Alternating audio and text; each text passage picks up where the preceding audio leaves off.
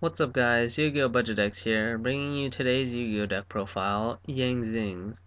Yang Zing is the first worm archetype and it's a synchro-based deck.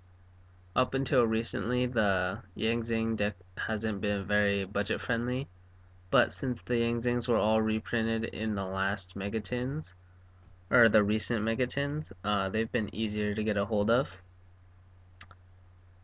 This deck will cost you about $120 for the main and extra deck, so let's get into the deck profile. For your monsters, you've got 3 Chai Wen, 3 Jiaotu, 3 Bixi, 1 Pulao, 2 Swanee, 2 Bian, 1 Tao Tai, and 2 Zephyr. All of your Yangzing monsters, except for the Pendulum, will replace themselves when they're destroyed by battle or card effect.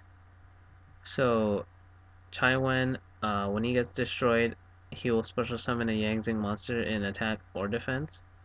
Your 0 attack Yangzing monsters will special summon another Yangzing in attack position, and your 0 defense Yangzings will special summon another Yangzing in defense position. So Chai Wen's effect, if he's in your graveyard and one of your Yangzings on field gets destroyed, you can special summon Chai Wen from the grave, but it gets banished when it leaves the field. Jiaotu is a card you want to see in your opening hand because his effect is if you have no monsters, you can discard 2 Yangzing cards to special summon a Yangzing with 0 attack and 0 defense, so he makes for a great opening play. Bixi, if Bixi is used as a synchro material monster, your synchro monster is unaffected by trap effects. Then Pulao, your synchro monster will be unaffected by spells. For Swanee, your synchro monster will gain plus 500 attack and defense. And for Beyond, your synchro monster can't be destroyed by battle. For Tao Tai, your synchro monster cannot change control. Then you've got Zephyr. Zephyr, when he is pendulum summoned or destroyed by battle or card effect while he's in the monster zone, he'll search for a Yangzing or Zephyr spell or trap card. But there's no Zephyr spell or trap cards, just Yangzing. For your spells, you've got 3 Yangzing Path, 3 Mystical Space Typhoon, 2 Dark Hole, 1 Soul Charge, and 1 Book of Moon. So your Yangzing Path, you can target 3 Yangzing monsters in your graveyard, shuffle them into the deck, and draw 2 cards. So this is good for refreshing your deck and just adding any of your key Yangzings, depending on what kind of monsters you want to make, but putting all your Yangzings back in the deck. These triple MST is important in this deck. I forgot to mention before, but your Yangzing monsters only replace themselves when they get destroyed by battle card effect and sent to the graveyard. So if they have something that like Dimensional Fissure and Macrocosmos, or maybe they side those in, you can't make any real plays unless you destroy them. Then you've got Double Dark Hole. Dark Hole is great in this deck. You don't need to pay like $10 to $20 for Raigeki. Dark Hole destroys your Yangzing monsters, and all the Yangzings will replace themselves, but your monster or your opponent's monsters don't get any replacements. Soul Charge is like a staple in any synchro deck. Just like 1 card synchro play. Then you've got Book of Moon. Book of Moon is a staple. For your traps, you've got 3 Yangzing Creation, 2 Mind Crush, 2 Mirror Force, 2 Fiendish Chain, 2 Trap Stun, 1 Skill Drain, and 1 Solemn Warning. So your Yangzing Creation, once per turn, if you have a monster that's destroyed by a battle or card effect, you can special summon 1 Yangzing from your deck. So if one of your Yangzing monsters gets destroyed, you get 2 summons instead of just 1 while you have creation. If you have 2 creations, you get 3 summons. If you have 3 creations, I don't know how you would do that, but you'd get 4 summons just off of 1 monster being destroyed. Double Mind Crush. These Mind Crushes would be mistakes in a more competitive deck. This deck doesn't really search at all except for Zephyr, and even then it's just you don't search that often. But mistakes are a bit more expensive than I would like, and mind crushes basically do the same thing.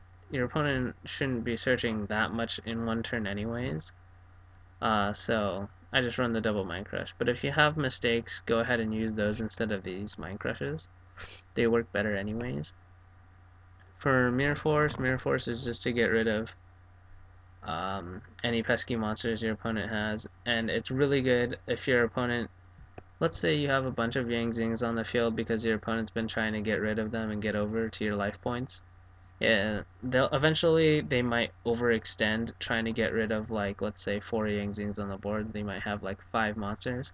They just might keep attacking trying to get over you. Mirror Force will wipe their entire board, which is really great.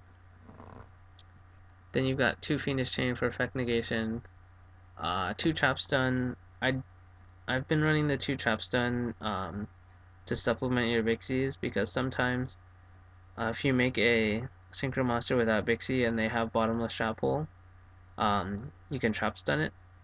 If you make a Synchro Monster using Bixie, usually your opponent will be smart enough not to like flip Bottomless or flip some kind of trap to try and stop that monster. Um, but if you don't have Bixie, then that's when they'll be using their saved up trap card. And if you have Trap Stun, you just get to deny them again.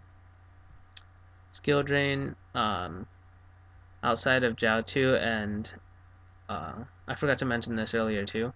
Your Yangzing monsters have a quick effect where on your opponent's main phase or battle phase, you can synchro summon one synchro monster using Yangzing monsters you control, so they're like formula synchron effects.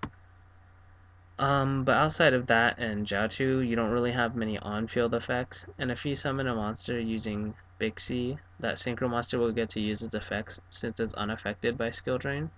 So skill drain will wreck your opponent's deck and it won't do much against you. At least not on the same level as against your opponent. Then you got Solemn Warning. Solemn Warning is a staple.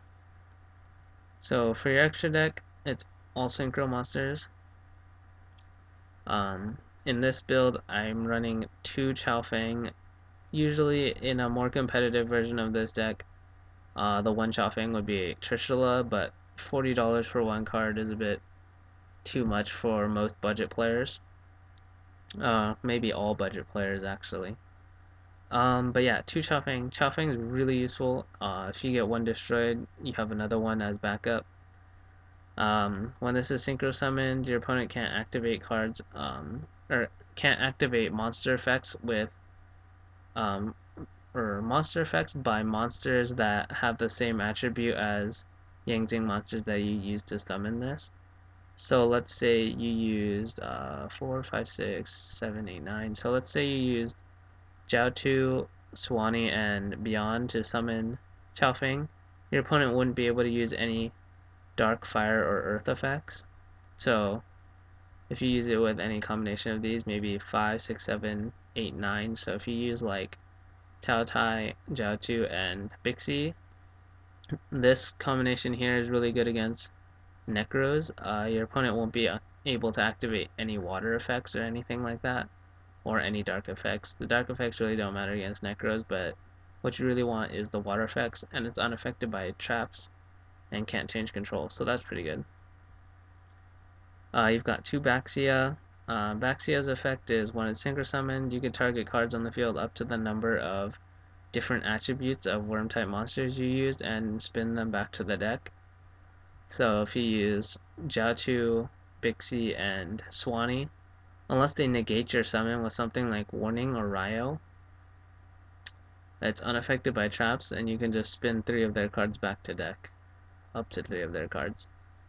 And his other effect is that once per turn, you can target 1 card you control and 1 level 4 monster, level 4 or lower monster in your grave, and destroy that card on the field and special summon the monster from grave. So you could maybe destroy one of your Yangzing monsters on field to special summon a Yangzing from the grave. Then the on-field Yangzing's effect would have activated to special summon another Yangzing, so you could go for even more synchro plays and go plus.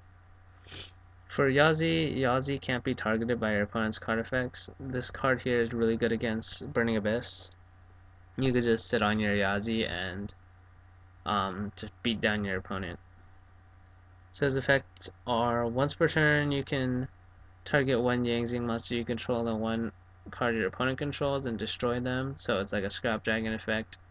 So you can plus off of your Yang Zings and destroy your opponent's cards. And when this card is destroyed by battle or card effect, special summon a worm type from your deck in defense position. Then you've got Leo. Leo can't be targeted except for main phase 2. This is like a bigger version of Yazi, but Yazi can't be targeted ever. So you'd be better off making Yazi against Burning Abyss. Void Ogre, Stardust, and Scrap Dragon, they're your level 8s. Void Ogre, if you have no cards in your hand, you can negate one spell or trap your opponent control or activates once per turn. A lot of the time I found myself during testing without a hand after summoning this. A lot of the time you open up with maybe Jiao and maybe one other monster or just maybe up to two Yangzing monsters. Like if you brick you would have lost no matter what. But if you can get a lot of the time you won't have any cards in your hand anyways, so Void Ogre is a really good choice. There is Beals, but Beals, I'd rather run Void Ogre over Beals because Beals can get Casteled really easily, and a lot of rank 4 decks can make Castel in like one turn. So Beals isn't that good in this deck anymore. Stardust Dragon, just if your opponent uses Dark Hole or something, it doesn't really affect you that much, but just having a Stardust here for any situations. Like if you have multiple synchros on board, which you can do, maybe summoning Stardust would be a good idea. Scrap Dragon, if you only have cards on the field to make an A and you can't make Yazi, this will be able to activate your Yangzing effects, destroy your opponent's cards, destroy your cards, plus off of your own cards. Black Rose is the only 7 besides Yazi that I run. Nuke the board, self-explanatory. Nothing the Starlight. This is like this deck's version of Cowboy. His effect is if this card is special summoned, inflict 800 damage to your opponent, then one face-up monster your opponent controls loses 800 attack and defense. You can normal summon an extra Blackwing, that doesn't matter in this deck. But yeah, it's like Cowboy.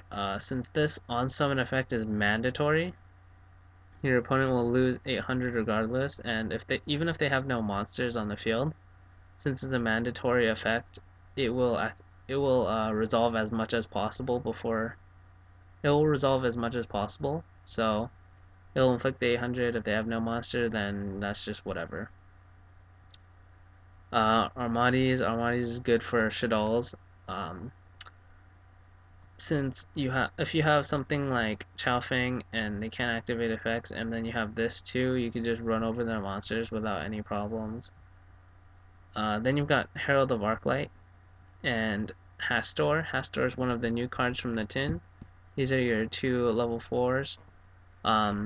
It's pretty uncommon to make level 4s in this deck, unless you're actually going for them. It's just that with a 1 and a 2 tuner, in order to make a level 4, you would need Jiao and Bixi, or maybe Chaiwen and Bian, but those are kind of weird combinations. I'd rather just make these.